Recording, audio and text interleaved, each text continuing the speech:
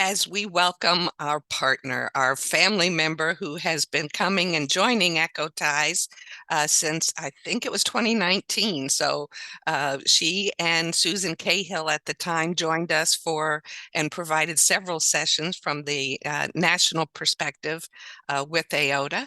As soon as we started getting together for our town halls, Varleisha and Susan, and now someone who's more on the political and the advocacy realm, Abe Saffer, correct me if I got that wrong, Varleisha, they join our town halls and bring and listen to our perspective, bring us resources, and take what we are talking about back to a national level. So our partnership has been extraordinary. So it just really feels right today to welcome you, Varleisha, to finish us off for Echo Ties for the year. And tell us a little bit about all of the things that you're involved in. And a little sneak peek, folks, Varleisha has committed to coming to our conference, AT Ties Together, next year and presenting a keynote and sessions. So as you hear the things that she's involved in, please make a note in the chat of the things that you would like to know more about so we can help Varleisha know what we're about and where we're at here in Oregon. But we're so grateful for the partnership with you, Varleisha. I'm going to mute myself, invite you to share your screen, and come on in.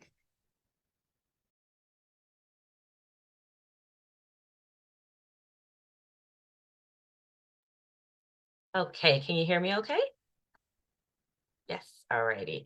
I'm glad to be here today. As Deb said, this is not my first time joining, so I'm always really happy to come to this platform because I love the Echo format and being able to engage. So it's not just me just talking, it's us being able to talk about case scenarios, collaborate. And so we're going to do that today. And I know Deb asked me to say a little bit about, myself and what I'm involved in. And I've been an occupational therapist for over 20 plus years. I think I finished in 2022, so we can do the math. Excuse me, 2002. It's that long that I want to put a 20 on it, but 2002 is when I first entered into my professional career.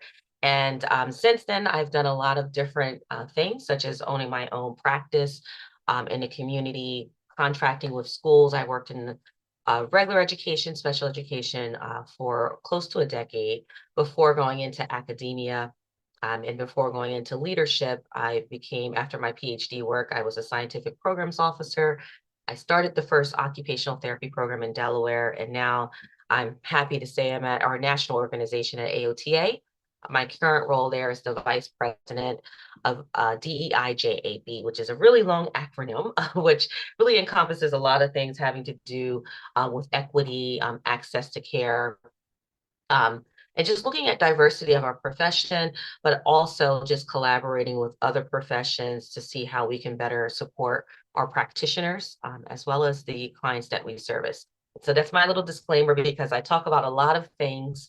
Not everything falls underneath my AOTA hat.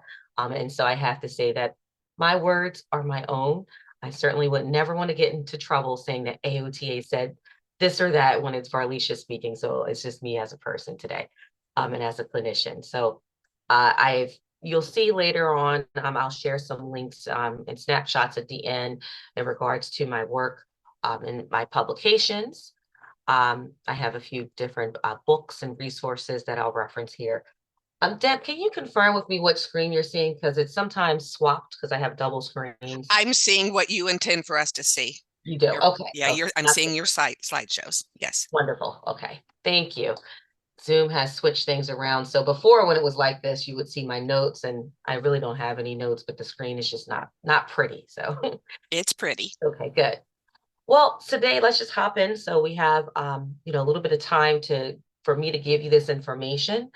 Feel free to join in as I'm talking. I will try to actually let me move my screen around a little bit so I can have my chat open, because if you do have questions, I'll try my best to reference, or our team here could slow me down and say we have a question as it relates to the topic before I move on to something else.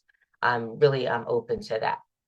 As I'm talking, I would love to know who's in the room. So if you could just throw in the chat, who you are, meaning your profession, if you are OT, PT, SLP, teacher, educator, I am interested in knowing. It really helps to kind of guide our discussion here. Great. We have a nice variety of folks here today. Thank you. Wonderful. Okay.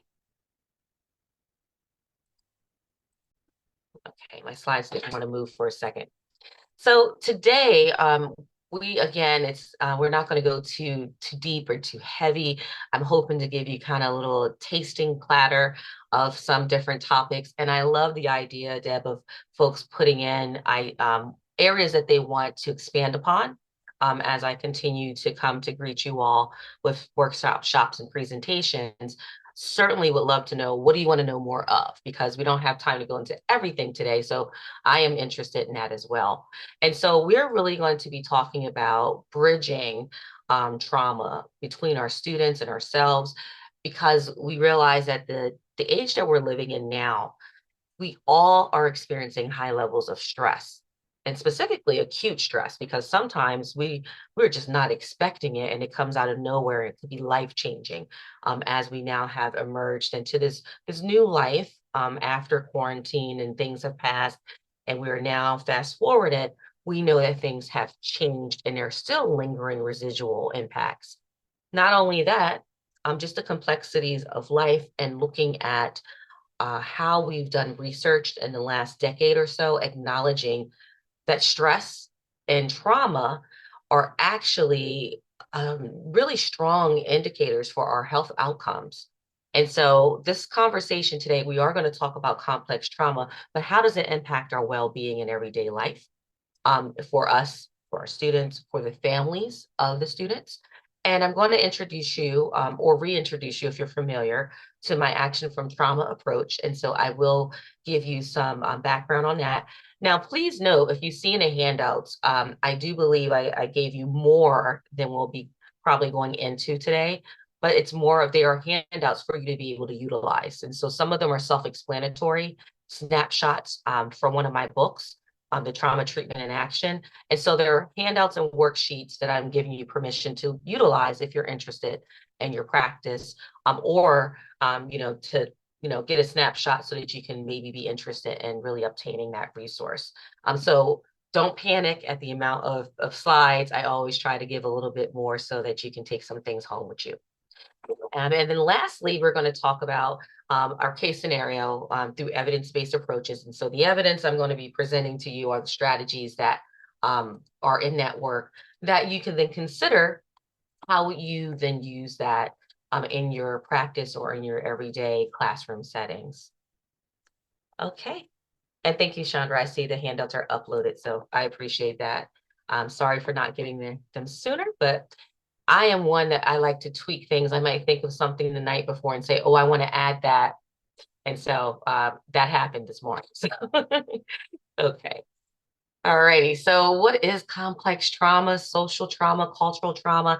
Have you all heard of these terms before? Just a little thumbs up or yes or yay or nay in the chat. I'm curious if you're familiar with these terms: complex, social, cultural trauma. Okay, some, yes, not all. So I think it's important for us to acknowledge these different forms of trauma. Now, we all know we have our assessment tools and our DSM, Diagnostic Statistical Manual, all these resources that help us to identify if there is a diagnosis, a formal diagnosis and condition that we need to address. Unfortunately, those resources really limit to PTSD and other related acute stress diagnoses. They don't truly encompass what we experience every day. And that every day includes social trauma. An example of social trauma would be COVID-19. right? Going through that epidemic or pandemics. That would be a form of social trauma. Now, let me go back to complex trauma for just a second, because I will delve into that a little bit further. But complex trauma is exactly what it sounds like. It is complex, it's compounding. So over years and years of experiencing stress and trauma, that becomes a chronic condition, if you will. So a child that has experienced abuse or neglect throughout their lives, that would then lead us to what we would call complex trauma. Now, cultural trauma is also important, and it's important right now. And I try not to get too much into, our social issues, social climate, and political issues, but we have to acknowledge that there are cultural traumas occurring right now because of war and conflict, right? And so there's different groups, ethnic groups, racial groups that are strongly impacted by cultural trauma as we speak. And we know, going back to 2020, there was significant cultural trauma as it related to George Floyd and the social justice movement. And again, we're still feeling those impacts. Very important just really to acknowledge this history, because in the past, it has been, again, PTSD has really been the focus, which is great, because we acknowledge that the mind could be greatly impacted by traumatic events that can then hamper, life moving forward. And so PTSD came about, post-traumatic stress disorder, really related to war-related conditions, as well as starting to acknowledge when someone goes through, let's say, a horrific accident or loss, or acknowledging, an event such as a violation to themselves, physically or sexually, etc., that has been something that has recently been acknowledged through PTSD. But back in the 90s, in 95 and 97, there was a study done, and it kind of happened on accident, where there was a physician that was working with individuals that had obesity, and acknowledged that each of his clients, the majority of them, had some form of history in their background, in their childhood, that perhaps aligned with what he was seeing with their health. And it was called the Adverse Childhood Experiences Study. And I'm sure a lot of you have heard of this. If you have not heard of it, the resource link at the bottom, cdc.gov, it's just that's a go-to when anything having to do with the history of trauma, resources, checklists, etc. CDC as well as SAMHSA has a lot of wonderful resources. But that's just a brief acknowledgement of that history. And so now, fast forward after the ACEs, and then after the revisions to our DSM, we now see that there are updates that may be a little bit more inclusive of some of those, I guess what we would say, non-traditional thoughts of what trauma was. And it's now acknowledging children, etc. But we still don't have the categories, as I mentioned before, of complex trauma, social trauma, cultural trauma. But I wanted to give you this snapshot of the diagnoses of PTSD, and to also acknowledge that there's also a diagnosis of acute stress. And acute stress disorder lasts less than 1 month. Okay, so you'll see here in the bolded section at the bottom bullet there, that for a diagnosis of PTSD, you must have these symptoms for at least 1 month or more, and either exposure of directly witnessing or learning about trauma of a loved one, or being exposed to the details of a traumatic event. This is crucial, because think back to, the things that we were seeing and hearing on the news back in 2020. And let's just say some of you may not have had a family member that was impacted, may not have even had COVID. Knock on wood, I did not, right? However, just hearing, right, and seeing and witnessing it was enough for some folks to really go into acute stress and anxiety. And it impacted them in a way, for some financially, when it came to employment, when it came to schooling, etc., that it was more than just, staying at home for a lot of folks. Now, I wanted to highlight, just because the DSM does not fully acknowledge childhood or complex trauma, SAMHSA does. And so again, that's your other resource to go to. And as you look at some of the list of some of the criteria or examples of complex trauma, you'll see that it gets really complicated, right? It goes into commercial sexual exploitation, life-threatening illnesses. So having a family member, that has a life-threatening illness, or yourself, all these things could lead into complex trauma. And think about a child that is growing up with a parent that has a, chronic illness, which I've had, which really complicates services, because now my focus is not just simply on that child. I have to see how to navigate the family system and provide support and emotional support. One of my children I worked with was a teenager, and he was in a specialized program that was for children with ADHD and autism and other mental health diagnoses. And his mother had cancer for an extremely long time. And she was nearing hospice. And so we didn't know when we had our sessions what we would be presented with, based upon his experiences at home. And so we had to be cognizant of that so that we can provide the appropriate services that he needed. Here's a checklist. Again, I'm not going over every little detail here because luckily you have the handouts and you can expand it and look at it on your own time. But here are some what I call social drivers of health checklists. And you'll notice that change of terminology if you're familiar with social determinants of health. We say drivers because for some, I would say BIPOC, Black, Indigenous, people of color, the idea of that being a determinant, right? You're determined already, predetermined to have these issues is a bias in itself. So we were saying that there are certain things in society and life that might drive someone to have poor health outcomes. And these are some of the examples that could lead to that. Trauma-informed care. So what is trauma-informed care? Again, I'm really happy to see that a lot of our districts are introducing their staff to trauma-informed care. There's trainings available. This is just one component of trauma-informed care from SAMHSA. It certainly goes deeper than this, but the 4 R's are very important, which are to realize that trauma impacts us all and recovery is possible. Recognize the signs and symptoms of trauma, and that traumatic events expand not just to that one individual, right, but to the family, the staff, and the system. And recognizing this is really important for the topic. Our title of today is recognizing that you, yes, might be working with a client or student that has trauma, but you yourself might also have experienced it. And responding to trauma must be addressed with a tiered approach, individuals, policies, procedures, and practices. So I can give you a lot of different ideas and techniques, but you may say, that's great, Varleisha, but I'm not allowed to do that in my setting, or we're not able to provide that in the school setting. Or, well, we're trained to restrain. If a child is being aggressive, we have to restrain, and this is how we do it. This is why policies and procedures need to be addressed, because we can only do but so much within that, that bubble that we're put in, because they're there for a reason, obviously, but it's our jobs to then report back to administration, back to leadership and say, we need changes in A, B, and C.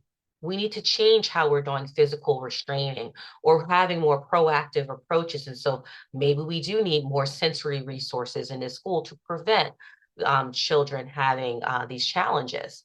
And then lastly, resisting re-traumatization. And that really ties to how you do the responding, right? Resisting re-traumatization means we may want to ensure that we do not do physical restraining on a child that has been physically abused, right? I mean, it sounds like common sense, but yet, what if we don't have the background knowledge of that child? What if we don't know? And so those resisting re-traumatization, very, very vital, because it could lead to what we call triggers, right? And we are triggering a trauma response. And I'll go into that in just a second about how trauma lives in our body, right? And it's constantly there and lingering.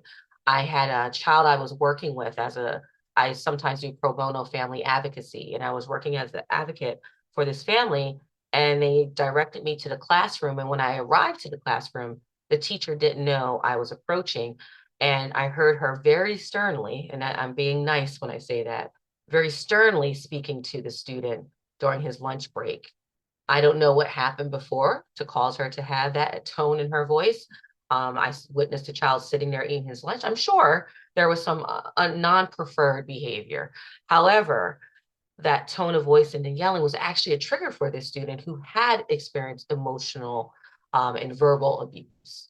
Okay, so re-traumatization, very vital, but we only can do that if we understand the background and history of the individuals that we're working with.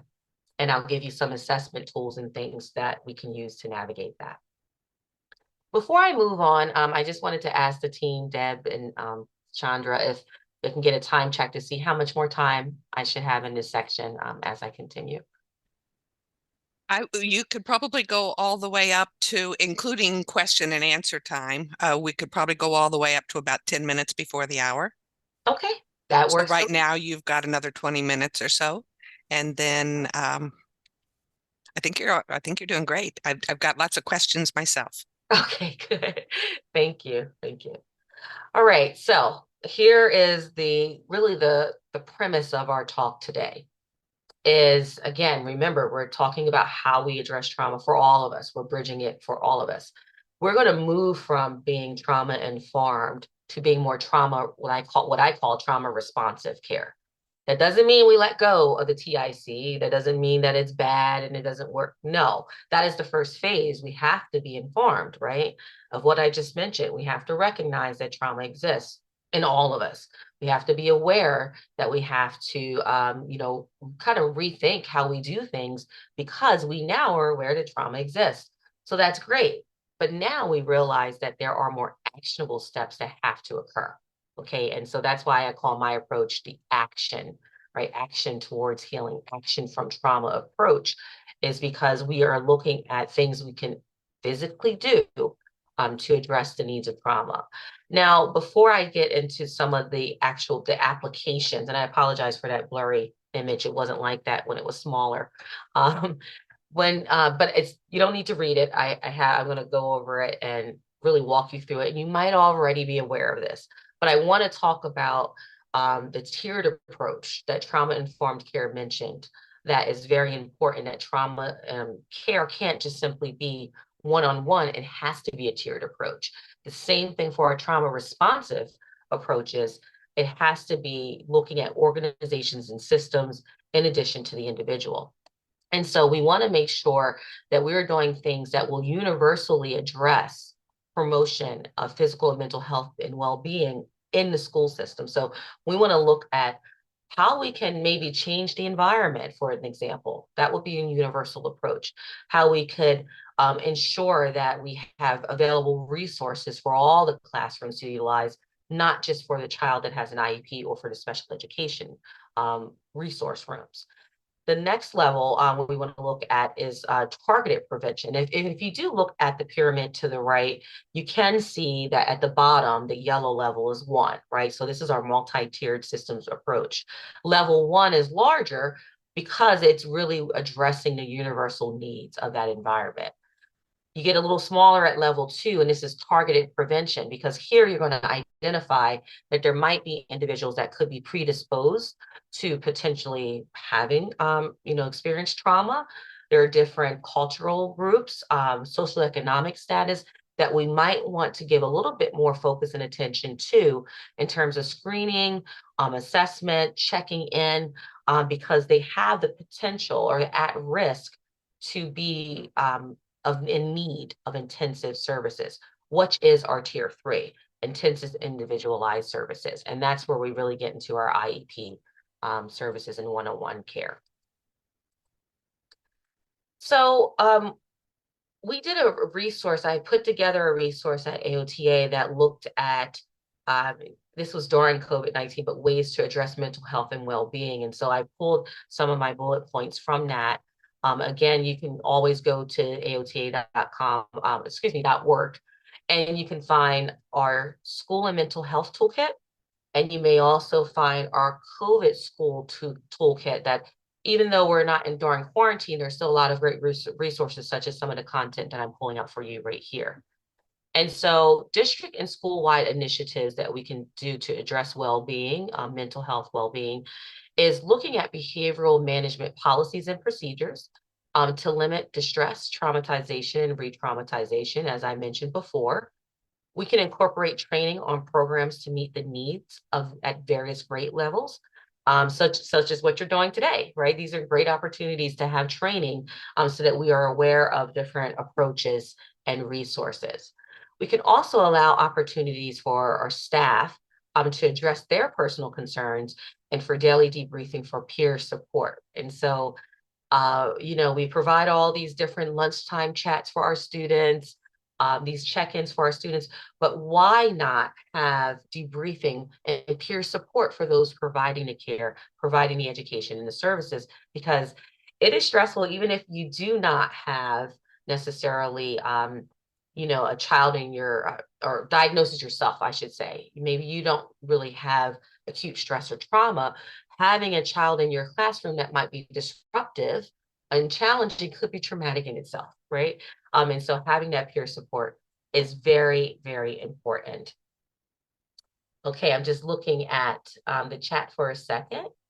I see Deb, you put in there a number of pyramid models, those that have tiered approaches, and okay, there is. What do we need at UDL tier 1 level for all kids for support for mental health?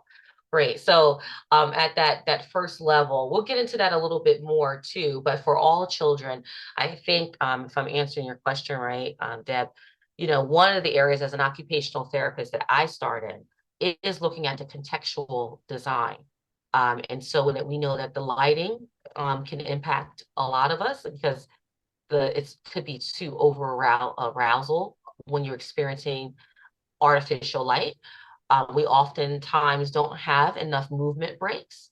And so, sitting could be challenging to sit and attend without having really controlled movement breaks. So not just freeze dance, but, I talk about during tabletop yoga, during diaphragmatic breathing, mindfulness practices that you can start the day off for all the classrooms.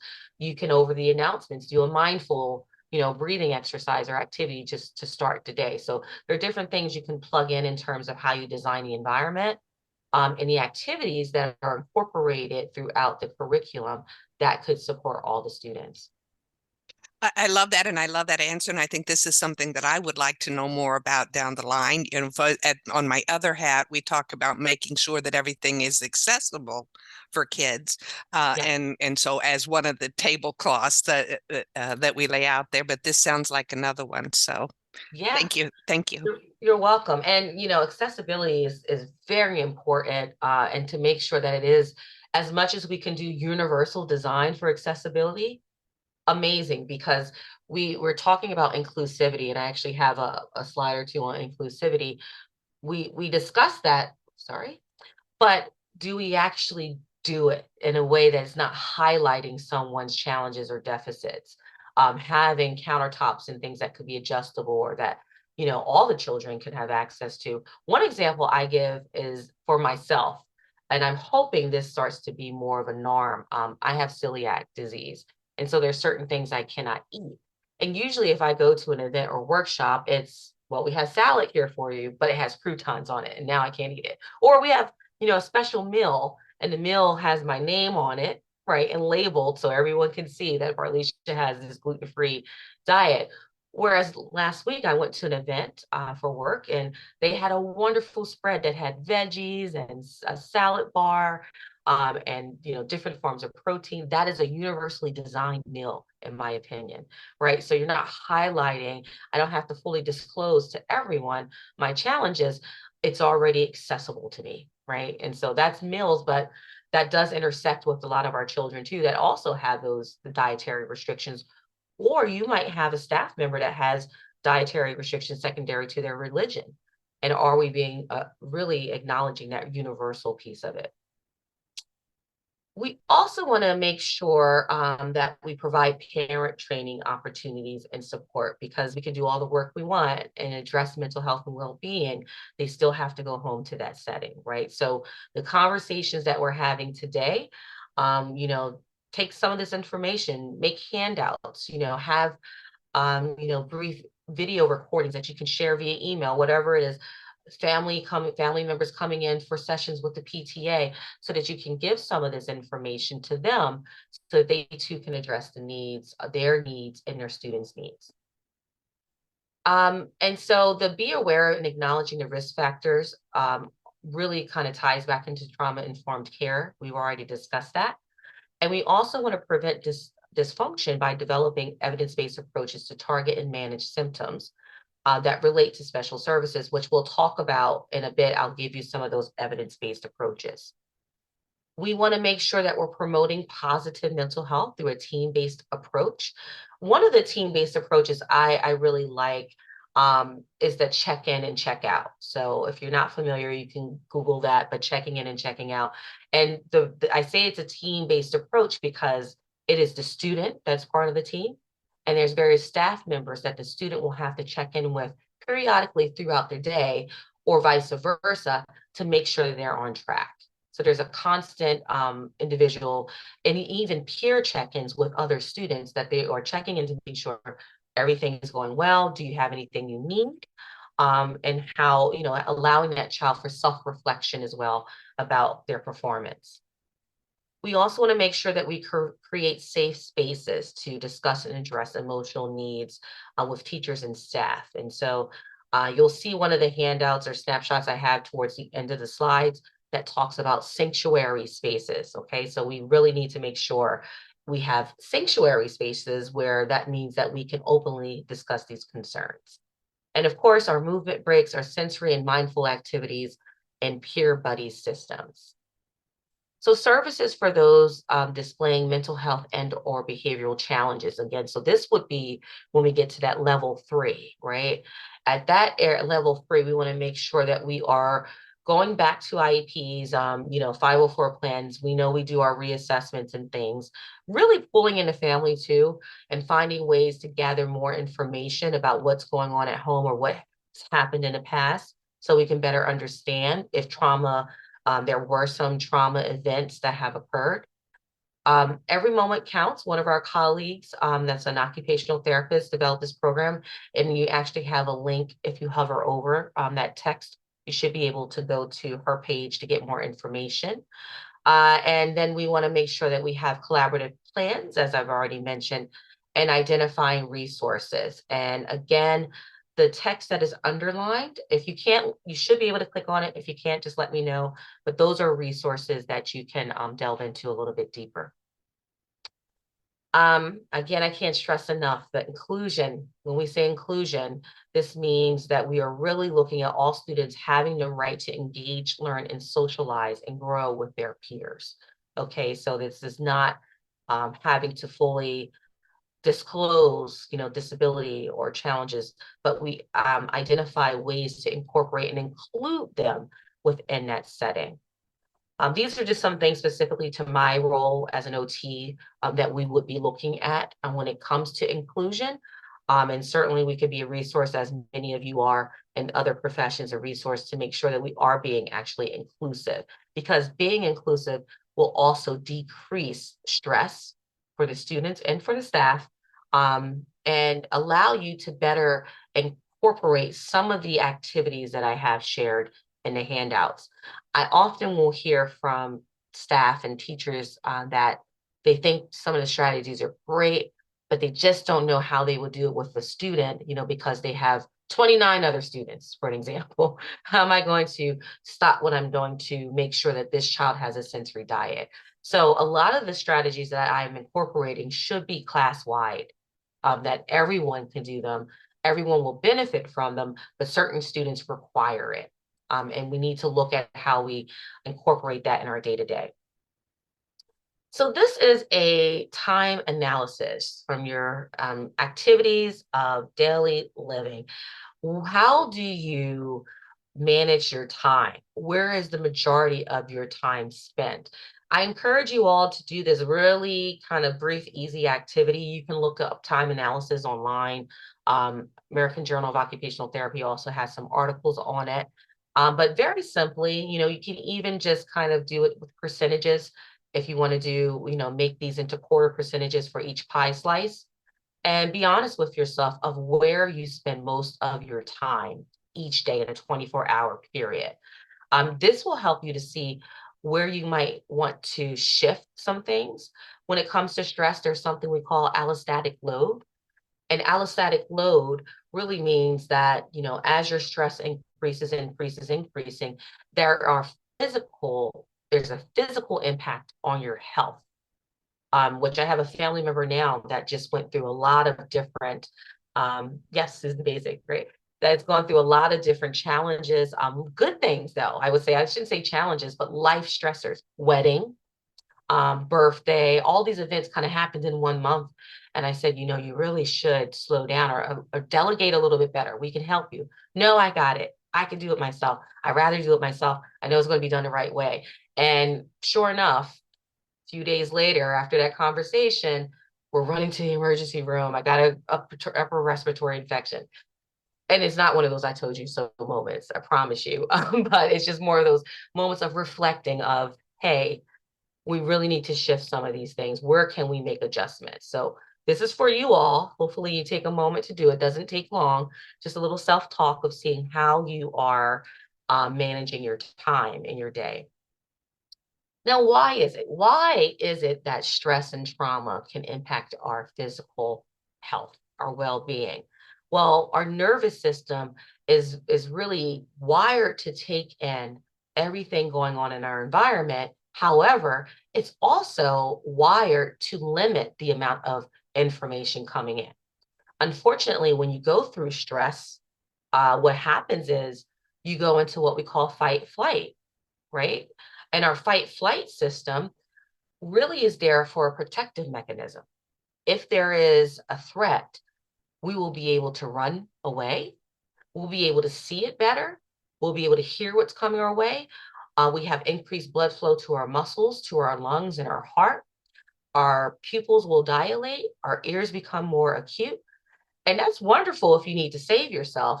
But what if you're in that day to day at life and you're in fight and flight? Well, things such as artificial lighting could affect your eyes because now your pupils are fully dilated. You might be sensitive to sound. You may not like light touch because your body has that increased blood flow and hypersensitive. And so what we see is with chronic or long-term stressors, also known as trauma, what you will notice is that you will have someone that might be hypervigilant, hyperactive. It may look like ADHD. It could look like oppositional defiant disorder, but the source of it could be the stress and the trauma itself, which we can address. We might not be able to remove those memories necessarily, but we can address the needs of someone going through complex trauma by targeting their body through trauma responsive approaches. We want to make sure that we look at how they're impacted in terms of their sensory functioning. All these areas, if you're not familiar with some of the terms, certainly these are easy things to look up, but your sight, your vision, even how you process temperature is impacted. Interoception, how we digest our food, restroom activities, hunger, all these things are impacted by trauma, by the experiences based upon how we are processing sensory input. I'm giving you a little checklist here to kind of guide that if you're interested in assessing informally, I should say, screening for someone's sensory processing. Now, we all have a sensory system. We all process sensory input. So it doesn't mean that we're always looking for dysfunction necessarily, but we are looking for how one is processing sensory input, and we need to make some adjustments. And so you'll see here just some various areas that you can look into to highlight for you what might be the needs of a specific client or person, or maybe yourself. When you experience trauma and stress, there are various neurochemicals that occur. And sorry, again, I don't know why my slides are looking blurry today, but these are just a few different neurotransmitters that occur in the body when you experience trauma. And what happens is these neurochemicals will then linger in the body for an extended period of time, and that wreaks havoc, right, on your respiratory system. It can wreak havoc on, just on your muscles itself. And that means you might actually have chronic pain. A lot of individuals with idiopathic pain, such as back pain, lower back pain, unexplained pain, could be leading to trauma. And if you're working with children that may not be able to fully express themselves, or they can't articulate verbally, they may be having pain responses that is unknown that could be leading to challenging behaviors. PIES is one way to kind of capture all of this, and looking at how stress and trauma impacts the person. And stress and trauma can impact us physically, intellectually, emotionally, socially, and really our everyday life. And the physical piece of it I've already mentioned, but socially, you can imagine if you're not available, right, if you're having a lot of stress that's occurring, it's going to impact your social life and your activities as well. Sorry, I'm getting a message from my high school senior, so I just needed to make sure. Okay, yes. um, he's going through AP testing, so I just to make sure everything was okay. And so the pies is one way to capture that. Again, remember I told you in the beginning, I'm giving you kind of tasting platters of all these different concepts for you to look into. We're going to go on to this slide because I mentioned my action approach, and that's one of our objectives is for me to introduce you to this. And so these are the different areas of what action means. Again, I have given you resources and links for you to be able to look into a little bit further. The action approach is divided into two parts. The first part is act, again, because that is the action piece of it, right? Acknowledging and being aware of trauma. I'm providing you with questions. Again, this is from the cdc.gov, and so you can look at the ACE questionnaires if you're interested in exploring how do you assess for someone's trauma and experiences. The action approach also has the 5 dimensions of trauma model here for you to review, because trauma is not just simply complex trauma, but there's intergenerational trauma as an example that is passed between epigenetics. And so it kind of goes into that as well. A tool that I'm giving you here is for you all provider handout. This is for you to assess, what are your next steps? And so if I'm curious, if someone is explaining, if someone's experiencing trauma, how do I then look into and assess their levels of trauma? And am I equipped to be the person to provide that care, or do I need to seek out additional services? Okay, so that's what that tool is there for you all. I'm realizing my time is limited, so I'm just going to show you some of the other checklists and things I'm providing you here with, again, for you to review on your own time. Here are some brief standardized assessments that you can look into. I also have another program, Self-Regulation and Mindfulness, where we talk about the neurological connections, especially the vagus nerve, and how we tap into the vagus nerve so that we'll be able to decrease that stress reaction. And it has 9 targets that are included in that self-regulation and mindfulness program, with activities tied to it so that you may address the physical piece of it. And so this is where we're getting more into the trauma responsive piece of it, of my approach. I'm going to pause there, Deb, because I know that I'm getting short on time. I can certainly delve into questions to go a little bit deeper into some of this content if you like, but I'm going to pass it to you. I don't know how many more slides that you have to share. The resources that you have given us, you've already said that your folder or your handouts are jam-packed with that.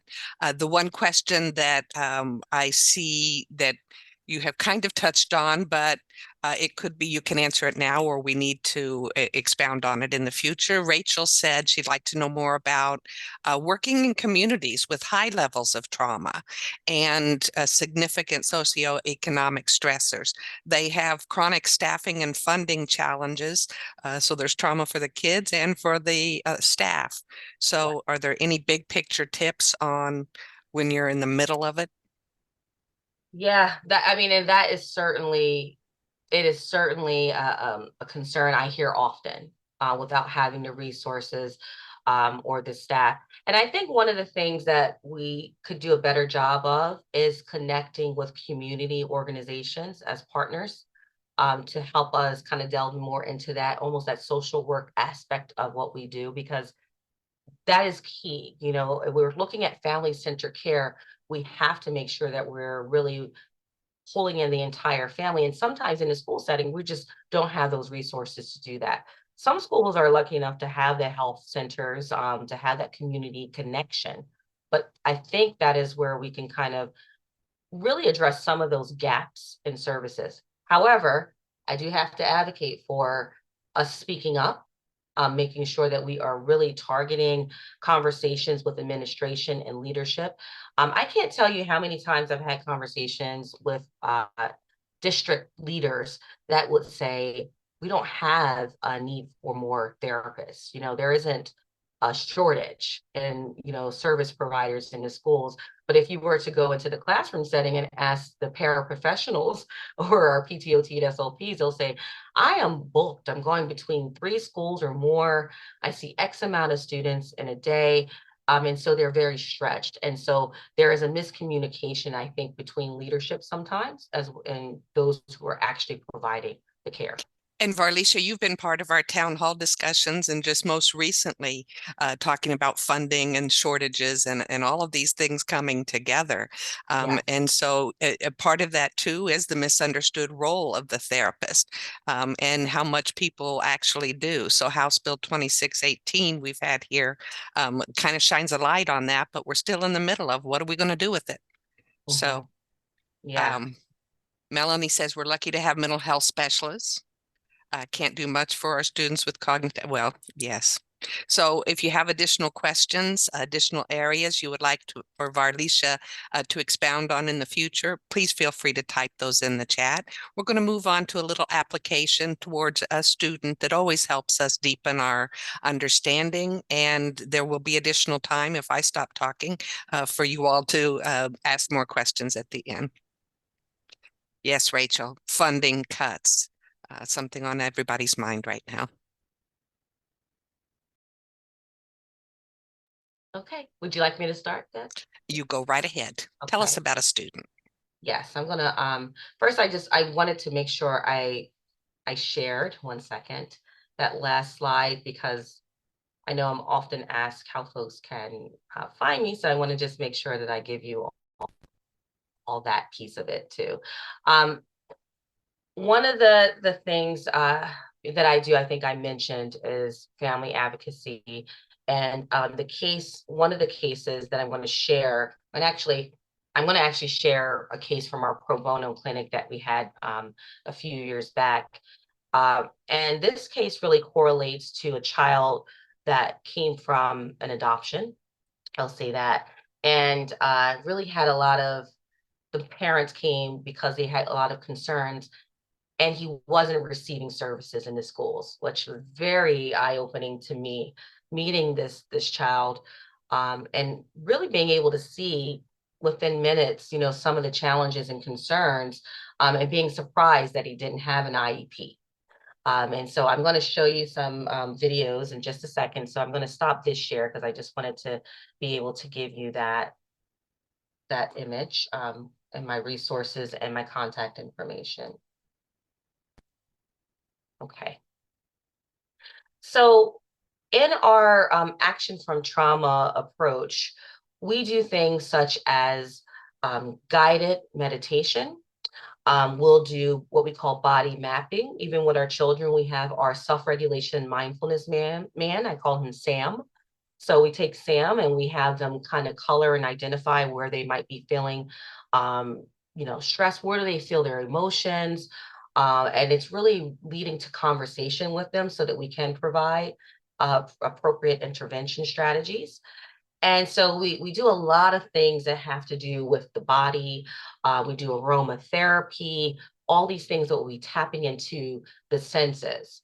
We also address the environment where we will desensitize and decrease sensation that might be causing over arousal, secondary to that fight flight system I mentioned before. So I just wanted you to think about those intervention ideas and things that we want to be looking for when we're using a action from trauma approach as we watch the video here. And I'm going to pull up another set of slides for this case right now. And let me make sure I share the sound.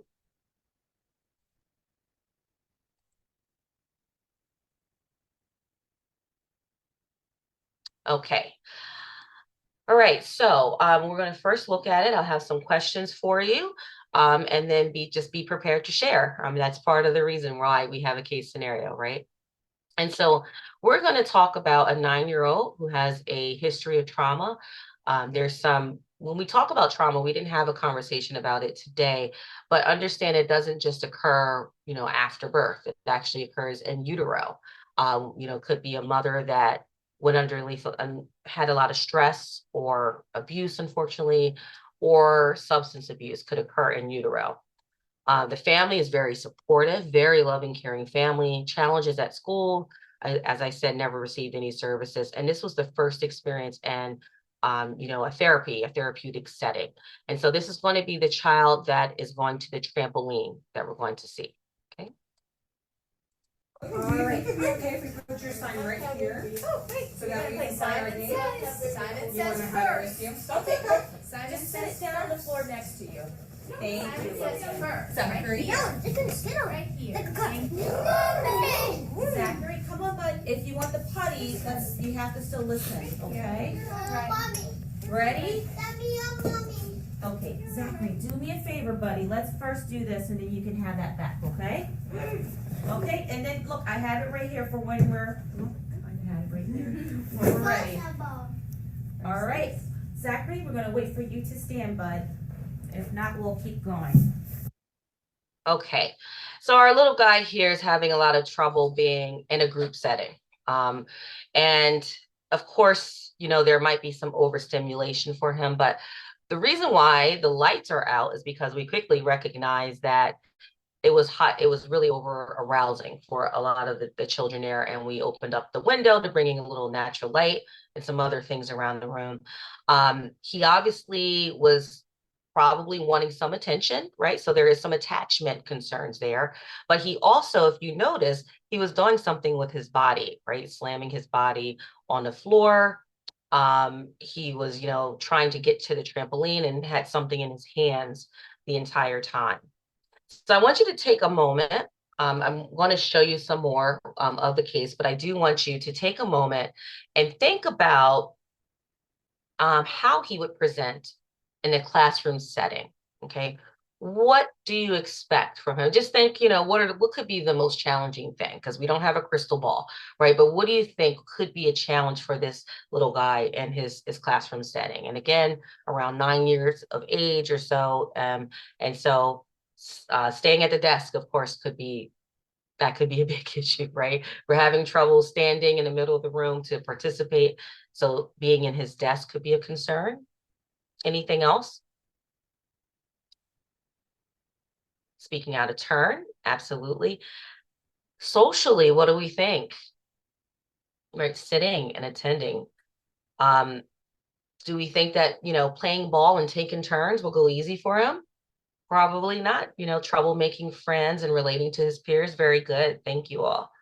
And so knowing this and observing this, we can't just go simply to the verbal, right? We can't say we need to do a good job. Right, Deb, that feeling of belonging, right? So he may not feel like if so he belongs. And so our job is to look at those signs. What is he showing us? What is he displaying to us? Now, what I'm going to show you next might not be necessarily your area of practice. It could be, but it could be a recommendation, that you give to a parent or a teacher to be able to provide him with more trauma responsive approaches, which is really what you're going to see is sensory approaches. And I believe I also have an example of him doing some mindful body mapping as well. So I'm going to go to our next video.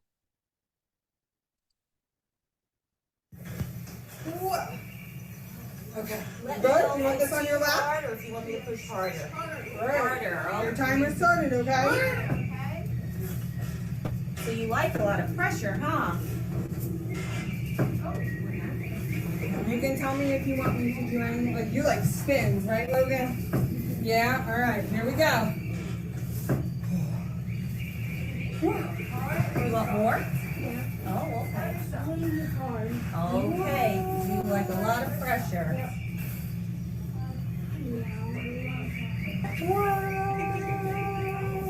It's like a nice massage, huh, Zach?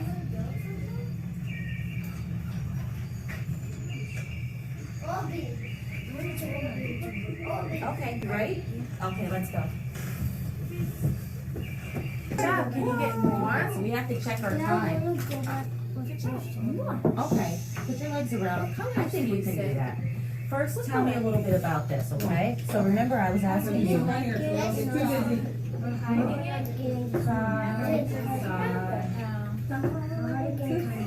Your heart's beating mad? Why? Because I don't know. Maybe because I go to school and I love this place. I'm going to turn the volume down just to highlight some things he's saying. So he put a circle in the middle of his chest, and I asked him why. You know, this is remember, our body mapping activity. And he says, you know, sometimes his chest beats really fast and he feels sad. And I said, why? He's like, because. And he's talking about his peers not liking him, or he gets in trouble all the time by his teacher. So you all were right on target with your comments in the chat, because that sense of belonging, Deb, was not there, right? And he's feeling like he's an outcast. And this is not a conversation that a 9-year-old, you know, with a child that's dealing with things that he would openly just kind of come out with, right? We had to prepare his body, set the tone, set the stage to be able to have those conversations. And then we gave him a tool, that self-regulation and mindfulness man, so that he can then illustrate to us, you know, choose a color and show me, let's say it's anger. What color would you choose for anger? And he chose red. Show me where you feel that on your body. And he circled, you see his eyes and his nose there, right? That he feels that, you know, really intensely. So that tells me that, yeah, probably strong lighting is not going to be great for him. And then he did his nose, which is interesting, but it does make sense when you have hypersensitivity to smell. I'm a person like that, and it definitely impacts my emotions, right? So he told us a lot here with this little illustration. Now, see, now looking at that, that is being really informed, right? We go beyond his chart or his history, his intake information. Now we're being more trauma responsive, because now we get to see, wow, this is where he's impacted with his sensorial system, as I showed you before. And now we can maybe come up with strategies to address these needs. And so let me just see real quickly, 1 second. So these are, again, I gave a disclaimer about that PowerPoint presentation being part of a longer workshop. So we didn't go into all these things today, but I do want to ask you, how did the environment appear to support or impede on his ability to engage and adapt his arousal? You know, so looking at the things in his environment, what do you all think were supportive, or what things would you have changed to, or now knowing what we know, and it's a little bit, but now knowing what we know, are there things you would have changed about the setting and the activities that he was involved in? Again, he was there for a group session. And again, here's some other questions for you. What activities seem to work, and what intervention plans would you consider? Okay, so I'm going to pause there, pass it over to you all so that you can jump in, you can unmute, and share your thoughts based upon those last 3 questions there.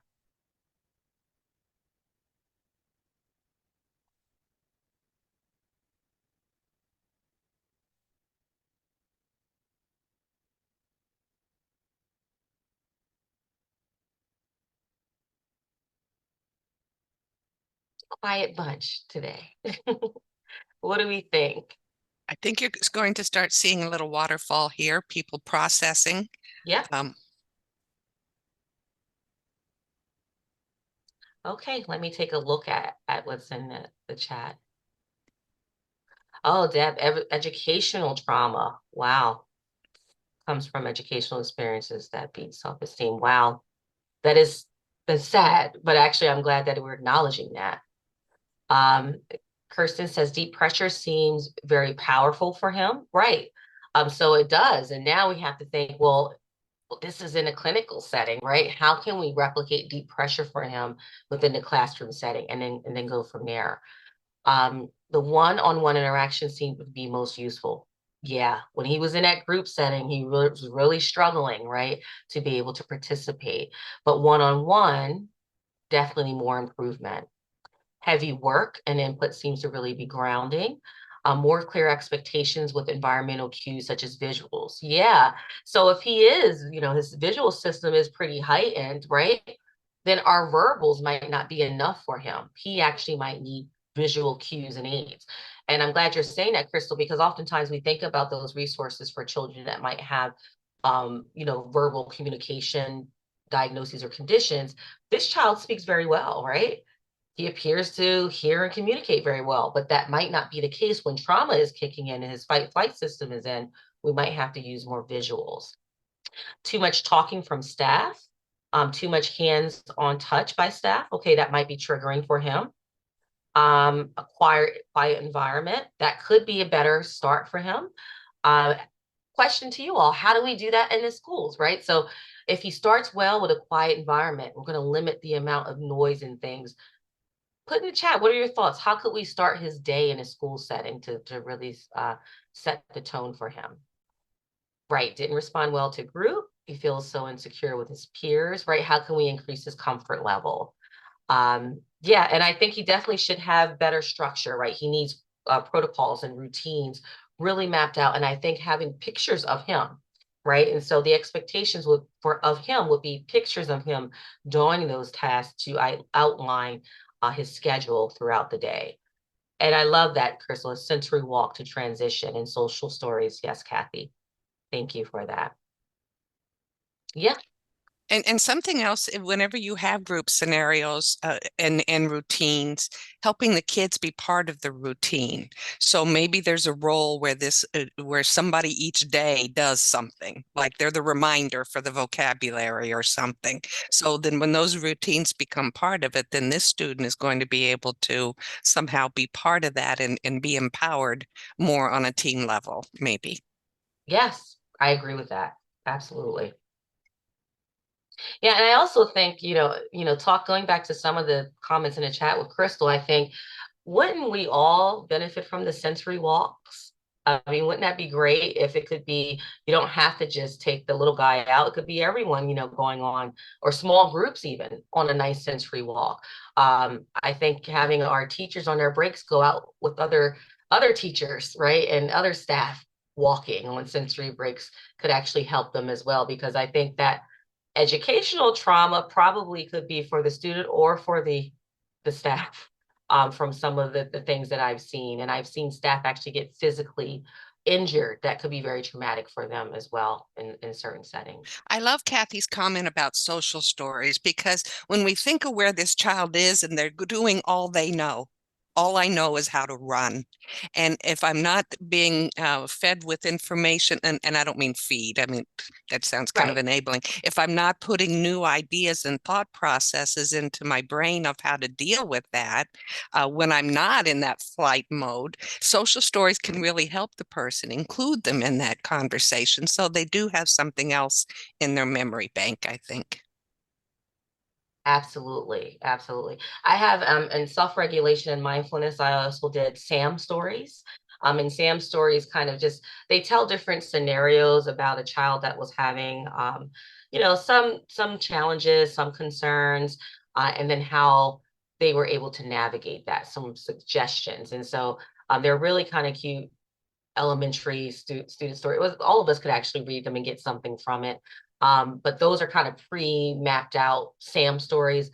Social stories, I love how we can tailor it specifically to the child, and really I give them tools, right? So that they can be able to tap into other resources if they're having those difficulties. So I love that too.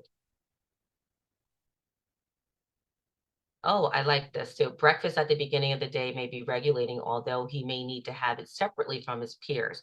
Due to his smell sensitivity, you could add a straw for increased heavy work. Could end meal with breathing activities. Very nice, Rachel. And I see Chandra says our elementary school has yoga in the morning before school. And you can take a behavior away without support. Right, can't, Deb, right? You can't. So, right, if you take something away, we have to be able to replace it with something. And so I guess an example of that would be, him playing with that putty, right? Um, Pulling it in the classroom. We might hear that that could be too disruptive for other students or messy. And so we might want to do something to his desk as an example, putting Velcro underneath his desk with different fidgets that are out of sight for everyone, but he can still do something to manipulate his hands, because I think for him, it's probably almost an anxiety thing, right? Provoking that he needs to do this, and telling him to have quiet hands is not going to work well. It's not going to be a good scenario. So yes, you need to replace it with something if you're going to remove it. An alternative seating. Yep.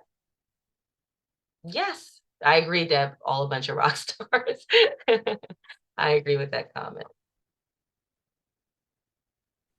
So we have a few minutes left. Again, I'm going to say it again, those suggestions that you all have, you've lived these experiences. You were face to face with the kiddos and are do what you do best. You do a task analysis, and then you find ways to make things work. You see situations and you fix them.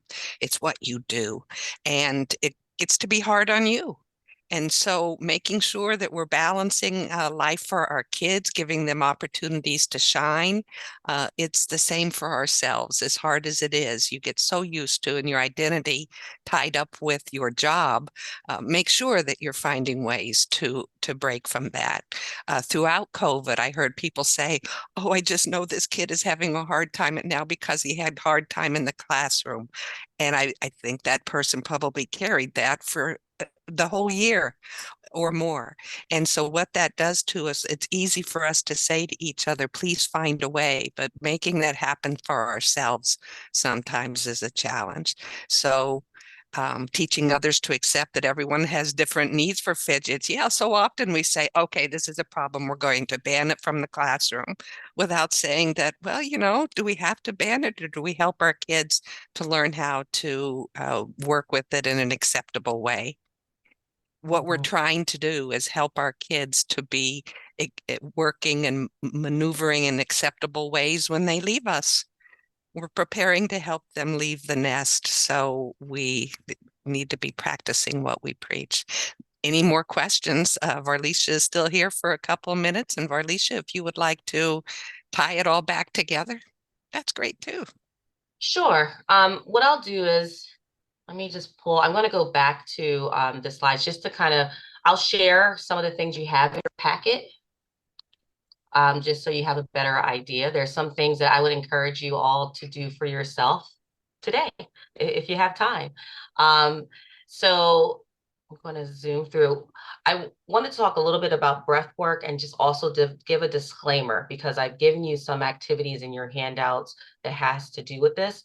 If you know someone has had a history, they've had a history of trauma, just be cautious of anything with breathing. Some individuals say it can lead to hyperventilation. So you want to make sure that any of these things are appropriate for the clients that you're working with. These are great little activities for children to do inhalation, exhalation. I call it Hills and Valley. I put in some tools to teach children about their brain. That image was a hand model of the brain, if you will, of talking about how our brain has a little leash on our emotional brain, which is inside, but our leader is the front part of our brain, which is our frontal lobe, for those who know. And this is just like a little way to walk them through understanding what's going on in their body when they're going through stress or trauma. And some memory activities, some bioscience. And what I wanted to zoom to is just the synopsis, the action from trauma treatment approach. These are the synopsis of interventions that are included in that approach, some of which are in your handouts. And the things I mentioned that you can try today for yourself is a shiatsu self-massage.